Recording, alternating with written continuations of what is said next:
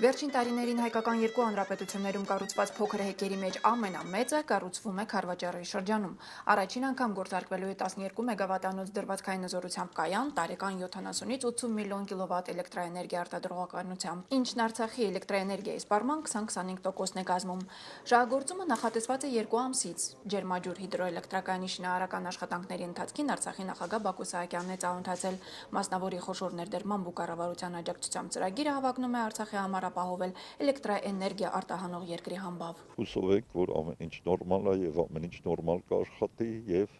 այս կայանը արտադրանքը կվայելեն ոչ թե այսօրվա Ղարաբաղի բնակչությունը, այլ իրանց թոռները նույնիսկ։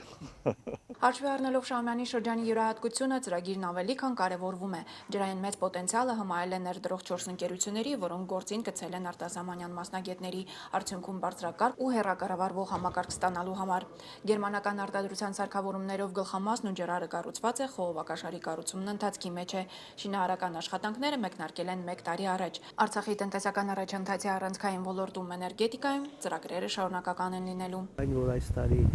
ընդհանուր մինչև 35 մեգավատ հզորությամբ հեկերին շահագործման հանձնելու գումարային եւ որը ավելին է քան վերջին 10 տարիներին կառուցվածը, դա արդեն իսկ բառապացույց է, որ ծրագիրը իր էֆեկտը ունի։ Այսօր կառուցվող հոկերի շարքում ջերմաջուրն առաջատար դիրք ունի։ Էկոլոգիական տեսանկյունից հաշվարկները նույնպես հասցված են մաքսիմումի։ Հեկի շինարարության արդյունքում արդիականացվել են նաև ճանապարհային ենթակառուցվածքները, ինչն էլ հավելյալ խթաններից մեկն է հանդիսանալու Շահումյանի շրջանի աշխուժացման համար։ Մերի Դավթյան, Մեր Մկրտչյան, օրակարգ։